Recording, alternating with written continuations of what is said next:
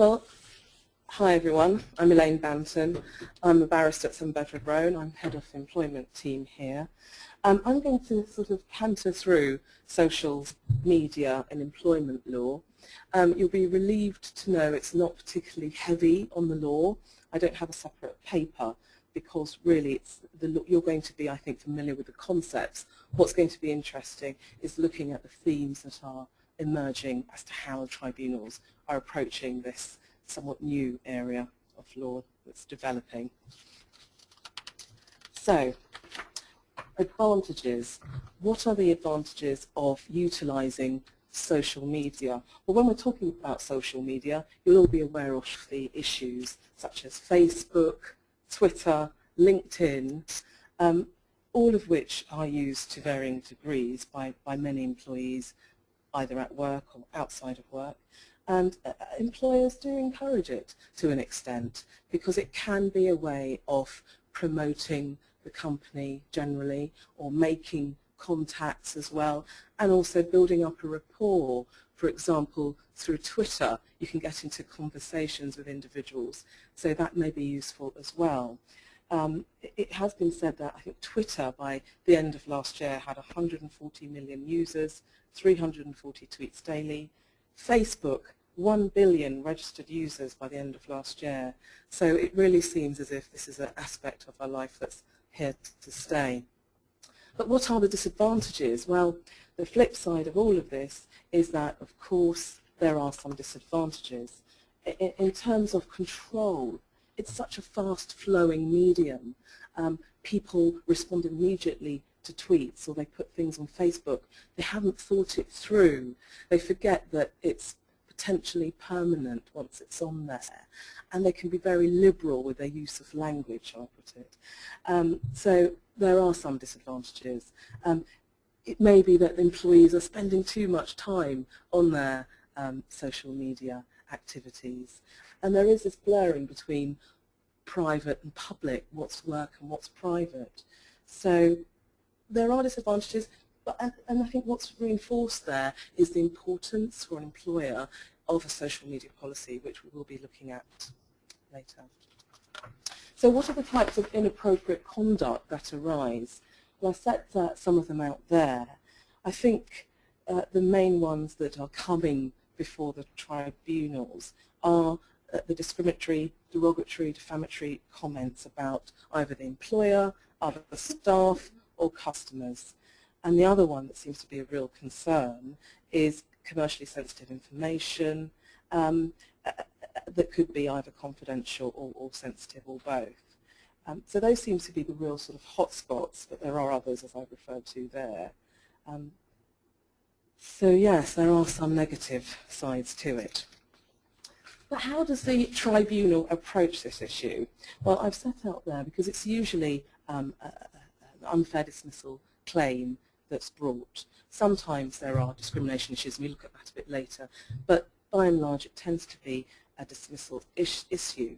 And so you are looking at general concepts of unfair dismissal, such as their misconduct, could be performance, those other issues, as well as the Birchall test, that comes into it as well. The reason why it could be an SOSR dismissal is sometimes the implications could be slightly wider, or they may be not it may be not the employee themselves, it may have been a family member connected to them. I had that occur in a case where it was a local authority and it was in fact a spouse that had posted derogatory statements, and so they actually went about it as an SOSR because they'd warned him and it didn't stop, it carried on. So there are different ways that these issues can arise. Again, what's important will be, is there a social media policy? Is that linked to your disciplinary procedures and your code of conduct? Now, what are, if you like, lessons learned from the cases? We're going to look at the cases, but I just wanted to summarise what seem to be some of the key factors that the tribunal are featuring and themes that are emerging. I think the most important ones that you'll see are seniority within the company and the nature of the role, whether or not there was actually any confidential information that was put out there in the public forum, and whether or not there was a risk or actual reputational damage to the employer.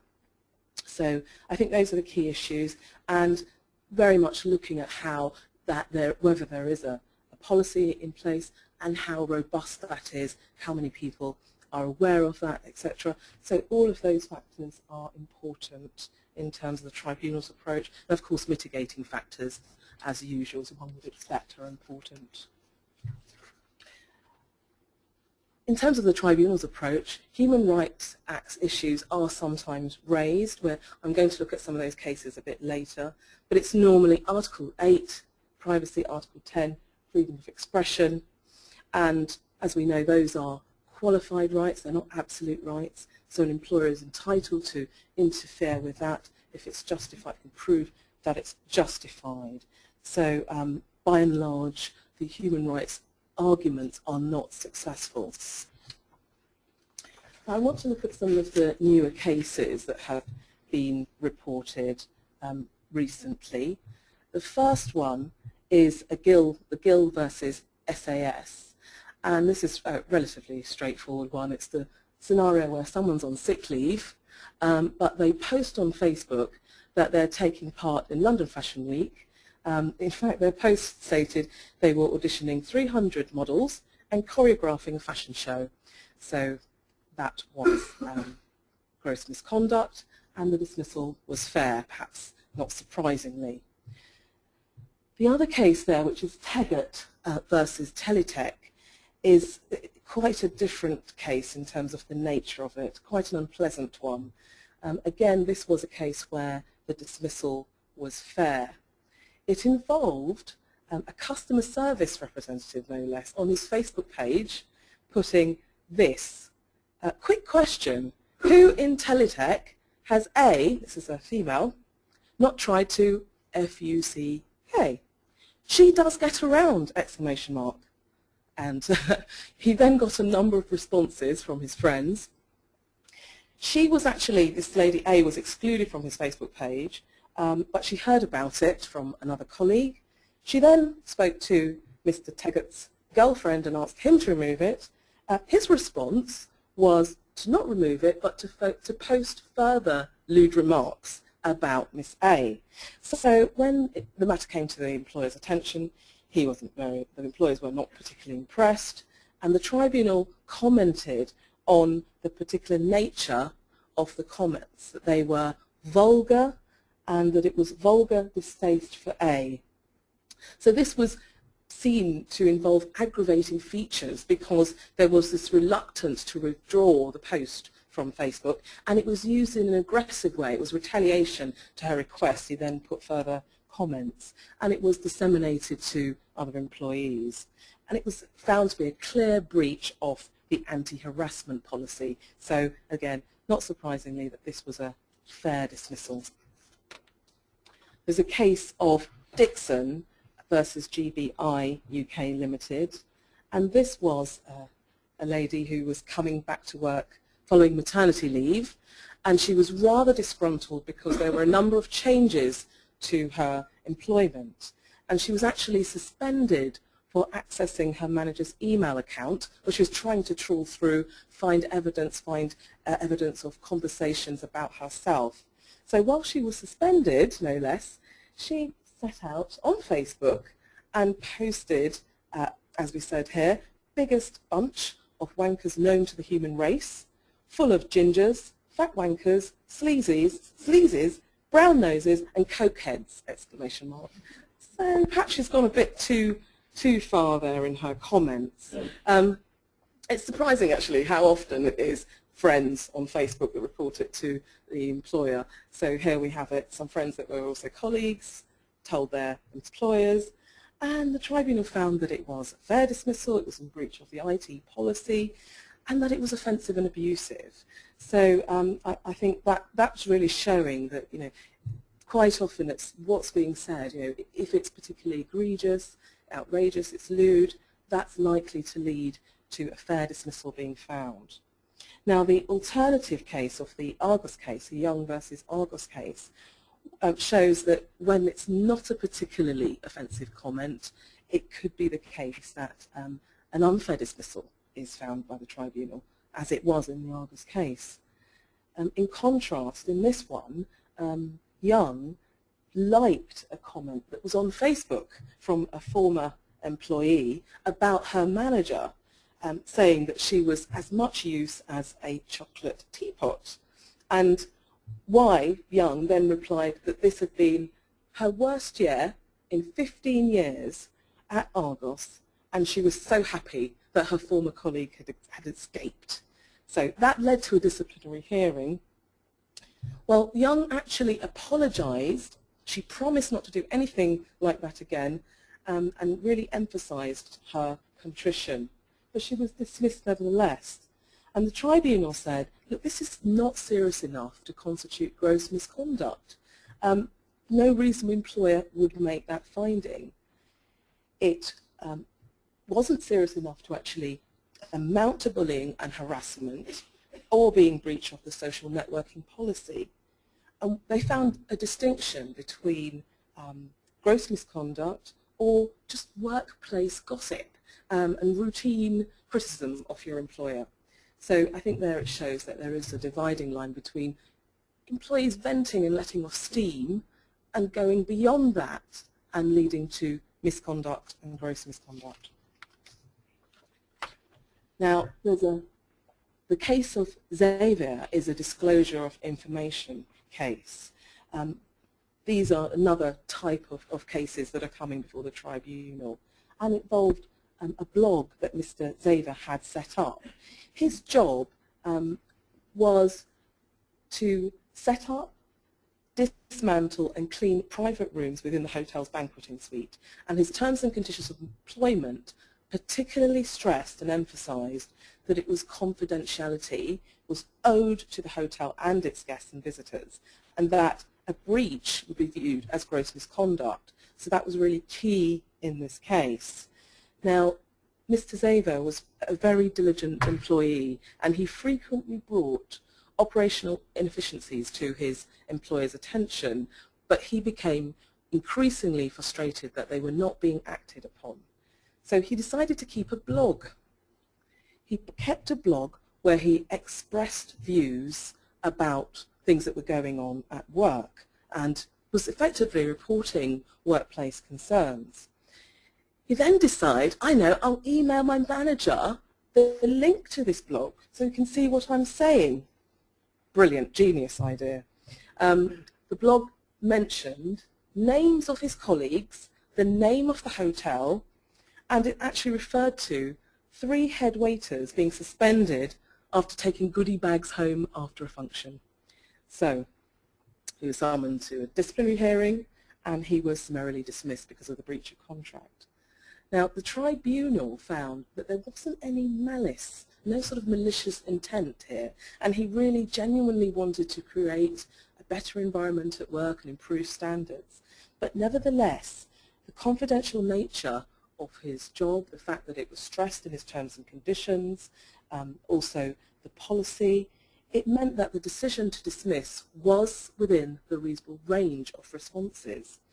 And it was referred to that what was being said, I mean, this is the Dorchester Hotel, it could have been a PR disaster.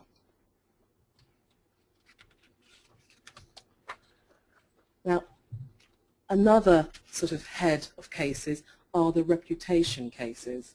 And the tribunal want to really look at what sort of damage, if any, or risk of damage of reputation is actually at play. So in Witham versus Club 24, this was a case where the tribunal actually found that it was an unfair dismissal. And Ms. Witham had posted these negative comments about her employer and colleagues on Facebook. And what she actually said was, I think I work in a nursery and I do not mean that I'm working with plants. So you can sort of draw your own conclusions from there. And she had about 50 Facebook friends. Again, some of those were colleagues, and of course they brought those to attention of her employers.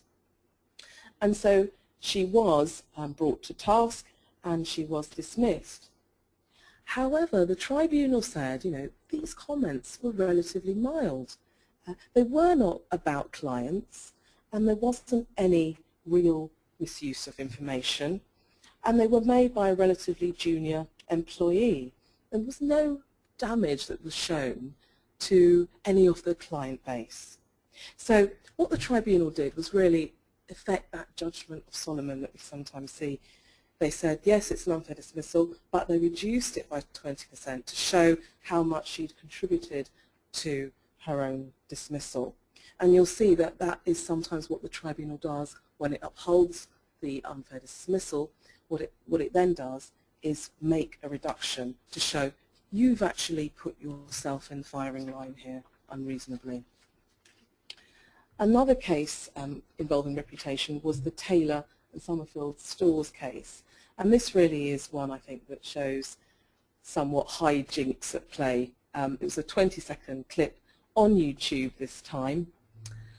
Basically, Taylor, who was a manager at one of the stores, had been drinking, alcohol was involved, and someone had the bright idea of putting a video clip that they had on their phone on YouTube, and it was a clip that showed a person dressed in the store uniform being struck on the head with a plastic bag which was filled with other plastic bags. So something very odd, something very strange.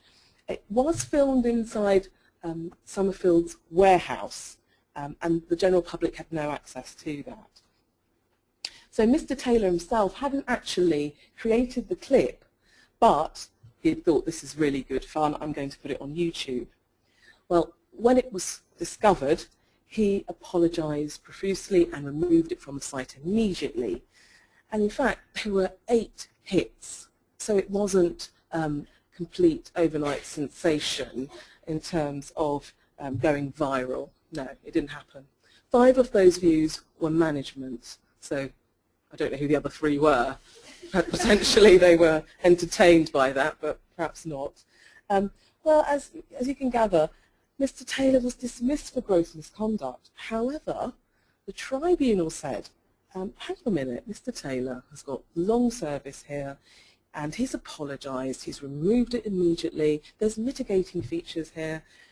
This is an unfair dismissal, but what we're going to do is we're going to reduce your compensation by 30%. So again, you see this is one way that the tribunal is making a balanced judgment. Yes, it's an unfair dismissal, but you put yourself in the firing line unreasonably, so we're going to reduce your compensation. Now, another case which I think highlights the reputational damage point is the case of Gosden and Lifeline Project Limited. And this is a particularly nasty email as well, I'd say. It's managing to incorporate sexist and racist material and telling people to pass it on and disseminate it to others.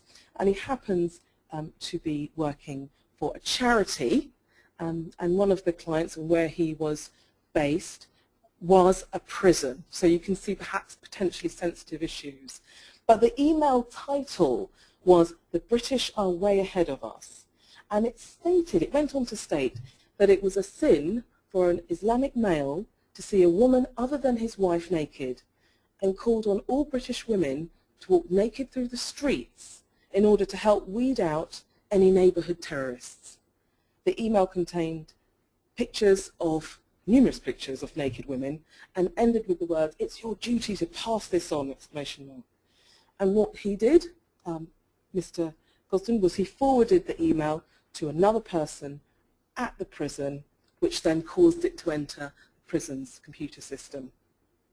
So he was excluded from all the prisons, and it was a breach of the prison's policy on diversity and professional standards, and that thereby allowed the employer to dismiss him. The dismissal was found to be fair. Perhaps not surprisingly, damage to reputation was found. So I think that highlights that the nature of the comments are a factor that the tribunal does consider. Now, moving on to Equality Act and discrimination type cases, set out their harassment and the fact that, as we've mentioned already, employers can be found liable for acts in the course of employment. It's quite a broad test. It incorporates events outside as well as inside the workplace, such as potentially office parties, away days, and the like.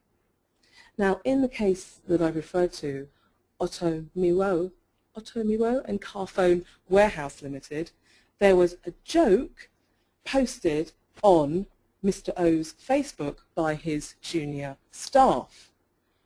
They got hold of his iPhone. They thought it was a hilarious jape to put on it on the Facebook page that I'm finally out of the closet. I'm gay and I'm proud. Now, Mr. Gay, not Mr. Gay, slip of the tongue there. He probably wouldn't like that if he was in the room. He wouldn't like that. Mr. O, he was not gay, and he didn't believe that his colleagues thought he was gay. And there hadn't been any history of any banter that he'd engaged in either. So it wasn't that sort of case. And in terms of harassment, his response really showed that, because it was unwanted conduct. It related to his sexual orientation, and he was embarrassed and distressed by this intrusion that was unwanted into his private life. And the most significant part of that was that it was put on a public forum where not just colleagues could see it, but people such as his friends and family would see it as well.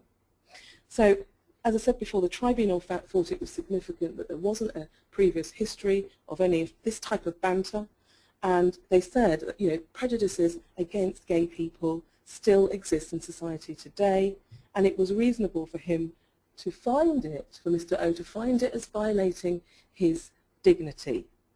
So Carphone Warehouse was found to be liable in terms of that act of harassment because it was done at work, it was done during work hours, and it involved dealings with manager and colleagues. So therefore, that discrimination claim was upheld and Mr. O succeeded. So again, this case reiterates that it's very important to have a policy in place. It's important in terms of training as to what's acceptable conduct, what isn't acceptable conduct. I referred to the Human Rights Act before. There's a couple of cases that have referred to it specifically. They've attempted to rely on it, so I'm just going to refer to those. But these are quite familiar concepts, I'm sure, in terms of Article 10, freedom of expression, Article 8, right to private life, both being qualified rights, as I said before. Now, the first case I want to refer to is Mr. Crisp and Apple Retail. Now, I think there's a clue in that, in the sense that if you're going to take on a company, Apple, the size of Apple, there's a good chance that you might not succeed when you take them on. And they're going to be pretty hot on what is confidential and what isn't. And that's what this case involved. He put these comments on Facebook and the internet generally. And the problem with that is that once you put these negative comments about Apple products, no less, you cannot really control who sees them and when. And so this was a problem, and it wasn't there wasn't protection under the Human Rights Act. Article 8 couldn't assist him because the very nature of what he did was put those comments on a public forum. So it wasn't a private issue. So in those circumstances, he could have no reasonable expectation that his comments would remain private. And again, the Gosden case I referred to earlier, which was the one about passing on the email that you had to pass on, it was a duty to pass on at the prison. Article 8 was relied on in that case, and again that was rejected because when you're saying expressly pass it on, it's not a private issue, it's a public one, and you cannot control where that's going to go. Likewise, in the case of this case of Priest, she posted these negative comments about customers on Facebook that were attending the pub, Wetherspoons, and her employers had an email internet policy which specifically referred to the reputation of the company and customers, and she had verbally abused. She'd been actually verbally abused herself by customers on the telephone, but then she'd posted on Facebook that they had behaved badly and she'd used expletives. So the tribunal found that the dismissal was fair within a reasonable range of responses, and that Article 8 wouldn't assist because it was public. It was being published in a public forum. And again, I think in a case that I referred to earlier, the case of Teggart and Teletech, which was again a very offensive one about Miss A and the fact that he thought she'd been with everyone in the company. Perhaps unsurprisingly, the tribunal did not uphold any Article 10 freedom of expression rights, because although it was potentially engaged, it wouldn't have been well, it was justified to interfere it. So, because he obviously expressed his views in a way that was damaging his colleague's reputation and infringed her right to not be subject to detriment of harassment. Now, how does all this round up? Sort of cantered through recent cases, looking at different types of cases, misconduct cases, reputational cases, confidential information cases, human rights cases. But all of those cases, in terms of how an employer responds to them, are underpinned by the social media policy. It's in the heart of how one can really address these issues. And these really are the key lessons that can be learned for employers. It's interesting that a YouGov survey that was conducted last year said that 28% of people questioned where they worked, there was actually no social media policy, and 14% were unsure if the employer actually had one. So it's something that isn't necessarily being taken up by all employers. But what are the real advantages in having one, and what should it contain? Well, as I set out there, a clear policy will inform your employees what they cannot do and set out the principles that guide the use of social media. What it can do effectively is minimize the risks that may arise from employees' use, or more importantly perhaps misuse, of social media. And if you have a comprehensive policy that's tailored to meet your individual needs of your organization, that's quite a powerful tool in defending your company's reputation and defending these claims in the tribunal potentially. But it's key really that if you have a policy, that you consult about it, what the content should be, and it's communicated effectively across the workplace, so that there's a real dissemination of information. People know what it says, know what it's about, and apply it consistently. Because in the case of Lerwell and Aston Villa Football Club, it wasn't robust and it wasn't communicated effectively, and the managers were not trained on it. So even in a case where there was a policy, it was found that this was an unfair dismissal because Mr. Lerwell, even though he'd in a public forum criticised his colleagues, he wasn't aware of the policy, that it was inappropriate in terms of what he was doing. And so it's key here that the managers involved understand what the policy is and how to use that, and that they operate within specific guidelines. In the case of Walters, this is quite interesting because ASDA decided they were going to get themselves a policy after they saw that employees were making statements online. For example, I work in ASDA and it makes me want to die, and I am not always happy to help, which is probably not the message they want out there. And this is quite interesting because it reinforces that the way that the policy, the words of the policy, how it is structured and phrased is important in terms of how tribunal will then apply it to the facts of the case. Because in this case, the policy stated that complaints about the store would amount to misconduct, not gross misconduct.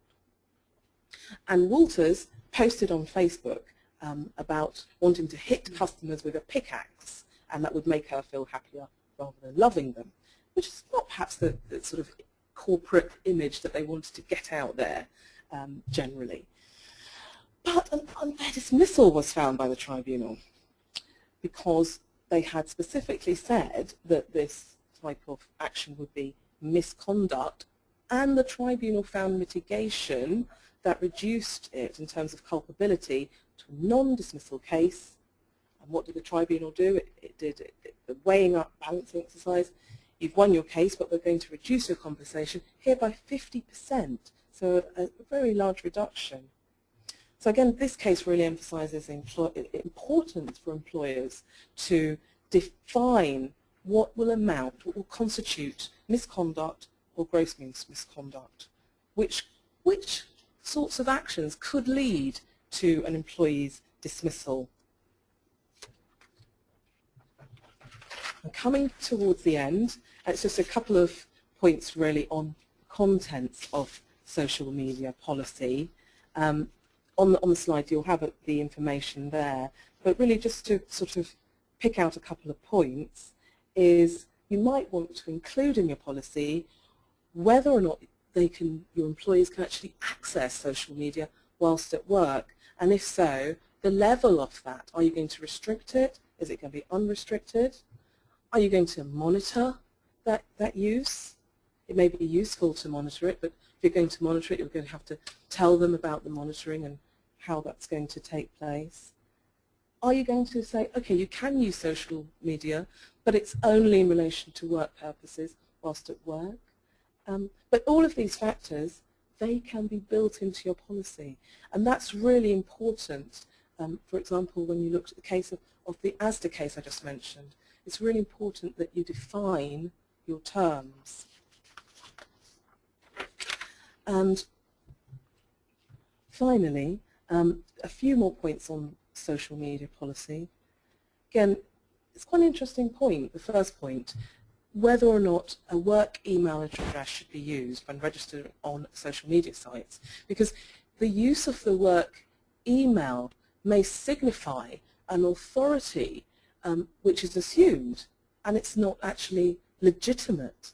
So you might want to say, okay, you can access, but you have to use your own private email. If you want to say that, then make sure that's set out, and what may be the ramifications if you breach that. So that's something you want to do. It's also important in terms of if you're going to review how sort of usage and see if you need to make any changes to the policy. I think one of the most important factors is to make sure that you've kept up to date and if you've amended all your other policies which are relevant to the social media policy, so that they refer to the social media policy, such as your disciplinary procedure, your harassment policy, bullying policy, equal opportunities policies, etc., code of conduct, because that's really going to tighten up your position if you're in the unhappy place of defending one of these claims. If you've got a social media policy that's linked to your other policies, it's going to be really evident how you view breaches. So it's going to give you a good footing in the employment tribunal. So there you have it. I hope it's been a useful summary of where we are and what are the important developments in this really developing area of law. Thank you.